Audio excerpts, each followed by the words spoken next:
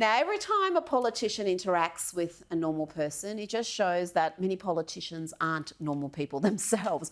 Watch here, British Prime Minister Rishi Sunak ask a homeless man if he'd like to work in finance. Do you work in a business? Do you want some fruit? I'm homeless. I'm actually a homeless person at the minute, but I'm interested in business. Yeah, what kind of business? Like finance is good for the city, and when finance and stuff do well, we'll do well in London. So Yeah, that's absolutely right. Yeah, that's absolutely right. So I used to work in finance, actually. Yeah, I know. Yeah. Investment bank. Yeah, well, I did lots of different things, but you're right. Because I think the good thing now is it's not just London.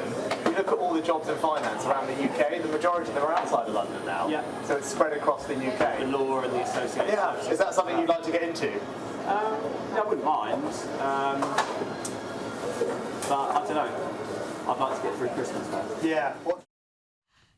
Joining me now is GB News host and Anglican Deacon, Calvin Robinson. Welcome to the program, Calvin. What was Rishi thinking there? That was just not a comfortable conversation, and a poor guy who's homeless, probably just transitioning into the finance industry is not the top thing on his list. He probably just wanted to get a feed.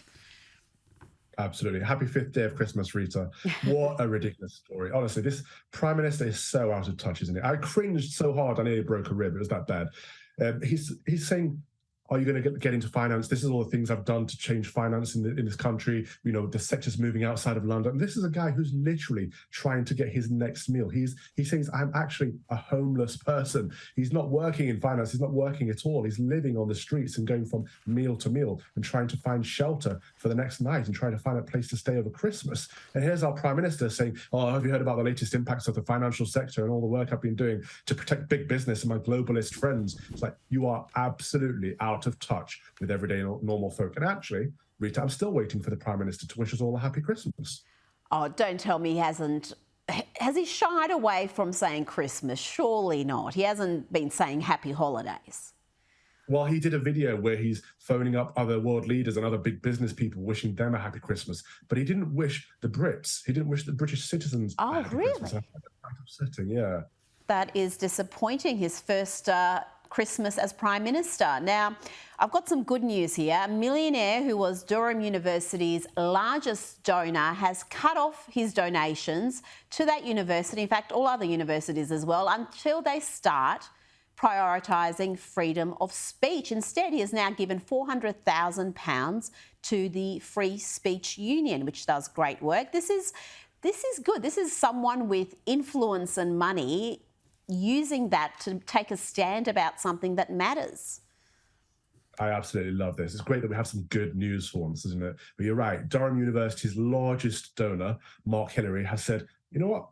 I'm not going to donate any more money until you guys get your act in order, until you guys start supporting free speech on campus and promoting free speech and letting your students stand up for what they believe in. And there's been a few things at Durham University recently. I'm actually off to debate there in just under 2 weeks to debate whether the Church of England has lost its faith.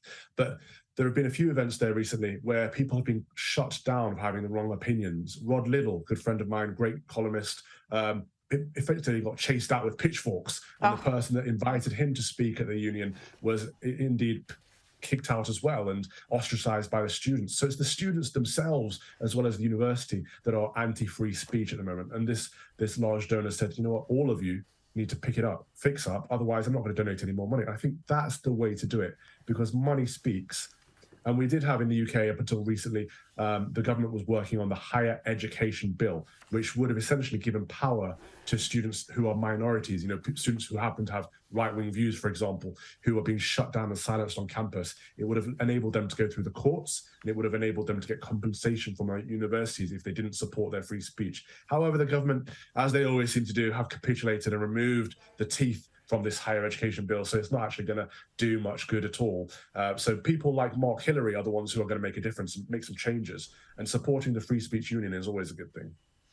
Well, I do wonder if it's going to inspire others to do something similar, because these universities, and we see it in the US in particular, they are just cashed up. They hold all the power, and people keep giving them enormous amounts of money, whether it's annual tuition, whether it's these massive donations that come their way. So there's really not much of an incentive to change their ways and have some sort of academic freedom, have some freedom of speech and freedom of thought on campus. And you worry about the graduates they're producing who are in such an echo chamber where they're not even able to hear opposing views without losing their minds, like you said, running people out of campus with pitchforks.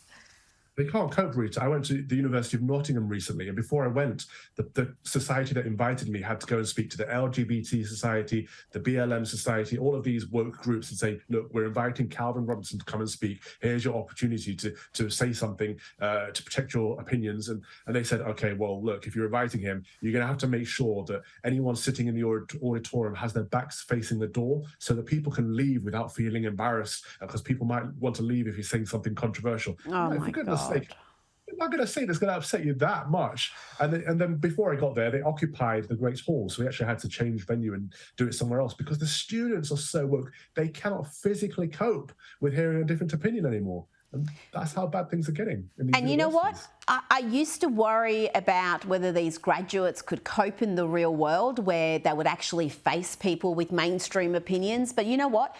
The reverse is true. They are going into the corporate sector and their warped insular view of the world is what's being inflicted on everybody else. So forget about them having to cope with the real world. We're the ones who are going to have to cope with these brats once they're in the corporate sector and running everything as they increasingly are now.